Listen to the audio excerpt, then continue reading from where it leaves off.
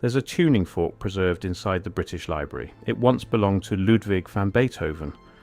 When it vibrates, it settles at 455.4 Hz, not 440, not 432, a frequency no one today is trying to defend. Every modern piano, every orchestra, every concert hall across the world is tuned to a standard Beethoven never used. His fork rests quietly behind glass, a relic from a sound the modern world has quietly abandoned. And that matters more than it seems, because Beethoven's pitch wasn't strange in his time. It was completely normal. What we now call standard would have sounded off to him. Flat, lifeless, almost wrong. The frequency we inherited wasn't discovered like a law of nature, it was selected. And everything that came before it was slowly, systematically erased from the physical world. If you watched my last video about the destruction of millions of bells across centuries, you already know what happened to them. But this story isn't about the bronze, or the metal, or the resources governments claimed they needed. It's about what those bells carried, the frequency, the exact pitch each one held, tuned carefully by families of bell founders whose knowledge passed from father to son for generations. That sound is gone now, and the way it disappeared feels far more deliberate than most people realise. Before 1711 there was no reliable way to measure pitch. No tuning forks, no electronic references, no global standard. Every community tuned its instruments to whatever dominant sound existed locally, usually the largest instrument in town, the church organ. And those organs varied wildly. Two churches in the same city could differ by an entire semitone. A musician travelling from Paris to Vienna couldn't just play, they had to retune everything from scratch. But this wasn't chaos, this was the natural state of sound for most of human history. Every place had its own voice. The bells in your village rang at a pitch unique to that village. The organ in your cathedral resonated with the stone and space around it. The choir tuned to the organ. The people tuned to the choir. An entire community vibrated together at frequencies that belonged to that place and nowhere else. We actually have physical evidence of how much pitch varied. A tuning fork linked to handle, dated around 1740, vibrates at 422.5 Hz. Another from 1780 sits at 409. Beethoven's, around 1800, reaches 455.4. That's a spread of 46 Hz in just 60 years, among the most prominent musicians in Europe.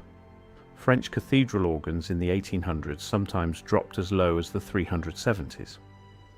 The Royal Philharmonic in London shifted between 433 and 455 within a few decades.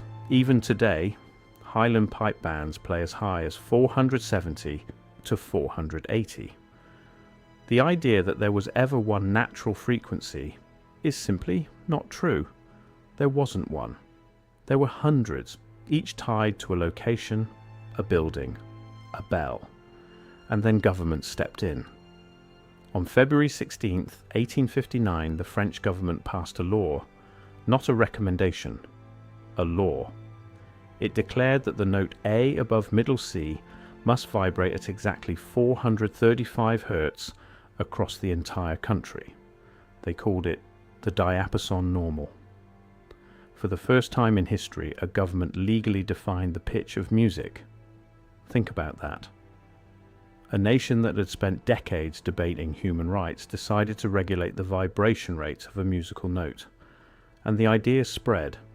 By 1885, a conference in Vienna adopted that same standard across much of Europe. Italy, Austria, Hungary, Russia, Prussia, Sweden.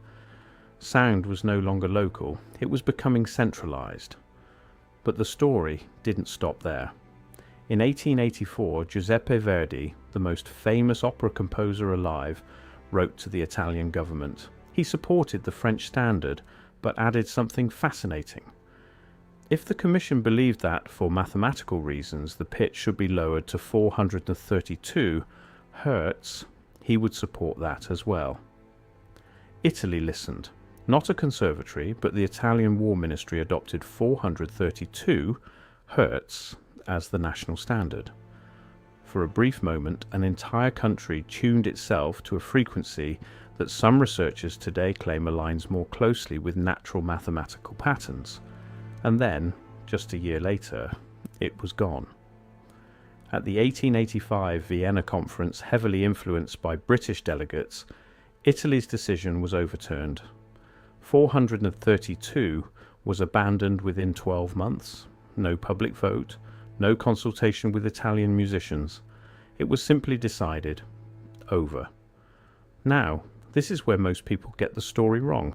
They blame the Nazis. They say Joseph Goebbels orchestrated a 1939 conference in London to impose 440 Hertz as a form of psychological control. I spent weeks digging into that claim. It falls apart completely. The conference was organised by the British Standards Institute. German delegates were present, but Goebbels wasn't one of them. French and Italian representatives were there too. The countries people claim were excluded were actually involved. The conspiracy version is more dramatic, it gets more views. But the real story is stranger and more unsettling, because it doesn't need a villain. It only requires you to follow what was physically destroyed. Let me show you something no one ever lays out in one place. In the year 1700, Tsar Peter the Great confiscated around 100,000 church bells across Russia. They weren't stolen for symbolism or control. They were melted down to cast cannons after a military defeat. Nearly a century later, in 1793, during the French Revolution, another decree was issued. Every parish was allowed to keep just one bell. Every other bell in France had to be melted. Roughly 100,000 bells from 60,000 steeples vanished. 80% of all church bells in the country, gone in under 2 years. Then came the Franco-Prussian War. Between 1870 and 1871, the Bishop of Nancy authorized parishes to surrender all but one bell for weapon production. And it didn't stop there. During the First World War, 44% of Germany's bells were confiscated or destroyed. But the most devastating blow came later. On December 6, 1929, the Soviet government issued Decree 118. Bell ringing was banned outright. Every bell in the nation was ordered to be melted down for industrial use. Nearly 99% of Russia's estimated 1 million bells were destroyed. 20 specialized bell foundries shut down permanently. Knowledge that had been passed through families for generations, centuries of craftsmanship, disappeared almost overnight. When the Soviet Union eventually collapsed and people tried to revive the craft, they had nothing left to work from. No instructions, no lineage. They had to start from zero. And then came the Second World War. The Nazis confiscated more than 175,000 bells across occupied Europe. Over 150,000 of them were destroyed. Belgium lost 2/3 of its bells. Investigators later reported that every single bell in the Netherlands had been removed. Only 300 survived, sitting in a warehouse in Hamburg. If you add it all together across 3 centuries of wars, revolutions and government decrees, at least 425,000 documented church bells were physically eliminated from Europe. Each one was not just decoration. Each one was a precision instrument, carefully tuned to a specific frequency. Each one acted as the acoustic anchor for its community. And when the bells were melted, the frequencies disappeared with them. Because those frequencies didn't exist on paper. They weren't stored digitally. They lived in the bronze itself, and when that bronze was turned into cannons, coins, or industrial material, the sound vanished permanently. Every replacement bell, every new instrument created afterward, was tuned to whatever standard the current government supported. The old pitches didn't survive. They couldn't. And I need to be honest about something. When I started researching this, I expected to find a coordinated effort, some grand, deliberate plan to erase specific frequencies from human experience. But that's not what I found. What I found is worse. The French Revolution melted bells for weapons and currency. The Soviets did it for industrialization. The Nazis did it for war production.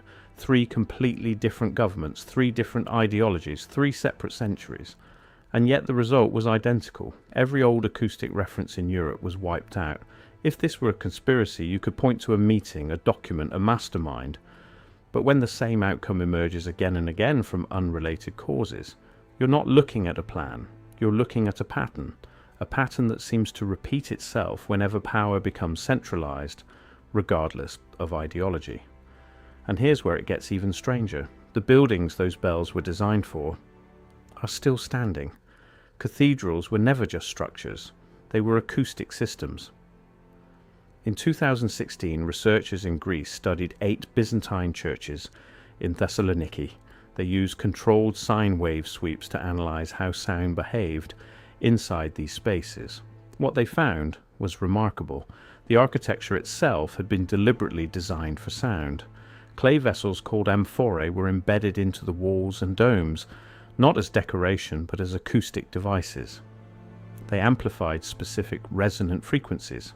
At Noyon Cathedral in France, researchers discovered an underground chamber filled with these acoustic vessels beneath the floor. It functioned like a massive amplifier, based on principles described by Vitruvius nearly 2,000 years ago. This wasn't accidental design. This was engineering. Builders selected materials like limestone and crystalline stone because of how they carried sound. Gothic cathedrals create reverberation times of 5 to 8 seconds. Orthodox churches range from small chapels at 1.5 seconds to massive cathedrals at 6 seconds. One researcher studying these spaces made a comment that stops you in your tracks. He said these buildings were better at holding sound than holding people. And he wondered if the real occupants weren't the humans at all, but the sound itself, along with the painted saints on the walls. You've felt this before. If you've ever stood inside a cathedral, you know that strange hum beneath everything, that feeling that the air itself is vibrating. Most people call it spiritual. They say the space is sacred, that the architecture inspires awe, but what if it's simpler than that? What if it's acoustic? These buildings were instruments. The stone, the arches, the proportions, the embedded vessels, they were all tuned to amplify certain frequencies. The bells rang at those frequencies. The organ matched the bells. The choir matched the organ. For centuries, the entire structure resonated as one unified system. Stone amplifying bronze, bronze amplifying voice, voice feeding back into stone. A loop of sound perfectly aligned with architecture, down to the molecular properties of the materials themselves. Now imagine removing one part of that system. The bells are gone, the organ is retuned to a new standard. The choir follows the organ. The only thing still holding the original frequency is the building itself. The walls still contain the acoustic vessels. The stone still favours the same wavelengths, but nothing is feeding it anymore. The instrument is still there. No one is playing it. Modern churches reveal exactly what changed. Instead of stone, they use drywall. Instead of marble floors, carpet. Instead of crystalline limestone, foam acoustic panels. One researcher described the result in simple terms: too dead for singing, too live for speech. Sound gets absorbed unevenly. High frequencies disappear. Low frequencies turn muddy and indistinct. So now we rely on microphones, speakers, amplifiers. You can hold a service in a shopping mall if you want. But something fundamental is missing. The building is no longer part of the sound. It doesn't shape it, amplify it, or interact with it. It just contains it. The difference isn't subtle. It's the difference between an instrument and a box. So what exactly was lost when hundreds of thousands of bells were destroyed and the entire world shifted to a single standardized frequency? Most people frame this as a simple debate: 432 versus 440. Ancient harmony versus modern tuning. But that framing misses the point entirely. There was never just one ancient frequency. There were thousands, each one matched to a specific place, a specific building, a specific community, each one refined over generations by craftsmen who understood something we are only beginning to rediscover: the relationship between bronze, stone, and human perception. There was a study, peer-reviewed, where 33 volunteers listened to music tuned to both 432 and 440 Hz. They weren't told which was which. The group exposed to 432 showed measurable decreases in heart rate. They reported feeling calmer, more focused, more satisfied. 33 people isn't a massive sample, but it's controlled. It's published, and it suggests something important, that frequency is not neutral to the human body. Now think bigger. If a difference of just 8 Hz can produce measurable physiological changes, what did it mean when entire communities lived inside spaces designed for specific frequencies? Spaces where the building, the bell, and the human voice were all aligned for centuries? What did that do to perception, to emotion, to collective experience? Maybe the real loss isn't a number. Maybe it's the entire principle. There was a time when every village had its own sound. Every cathedral was an instrument tuned to its bells. Every bell was shaped by generations of founders who refined their craft over hundreds of years. The sound of a place was as unique as its language, its architecture, its food. And then that diversity disappeared. Standardization didn't just change pitch. It erased an entire ecosystem of sound and replaced it with a single tone distributed everywhere. In 1936, the United States Bureau of Standards began broadcasting a 440 Hz reference tone every hour from radio station WWV. Musicians across the country tuned to it. Local variation faded. A national standard took over. The same thing happened everywhere else. One pitch for every instrument, every orchestra, every recording, every broadcast across the entire planet. And to be clear, I'm not saying 432 Hz is some kind of magic frequency, and I'm not saying 440 Hz is a weapon. What I'm saying is this: the shift from thousands of local frequencies to one global standard may be the largest acoustic transformation in human history. And it happened during the exact same centuries when the physical reference points for those old sounds, the bells, were being destroyed. The bells are gone. The craftsmen are gone. But the buildings are still here. They still resonate. They still favor the same frequencies they were designed for. The acoustic vessels are still embedded in 800-year-old walls. The reverberation patterns are still measurable. The architecture still holds the blueprint of a system we no longer use. The stone remembers, but the world moved on. And maybe the question we should be asking isn't which frequency is correct. Maybe the real question is this: what was actually happening inside those spaces when everything was aligned? When the bell, the building, and the human voice all shared the same pitch, what did that resonance do? What did people feel inside it? What did those structures become when they were operating exactly as they were designed? We still have the architecture. We have the materials. We have the measurable acoustics. We even have modern studies hinting that frequency affects the human body. But we don't have the sound that melted with the bronze. And the people who once knew it, who lived inside it, who built it, who tuned it, are gone too. So no one is asking what it truly sounded like, because no one alive has ever heard it.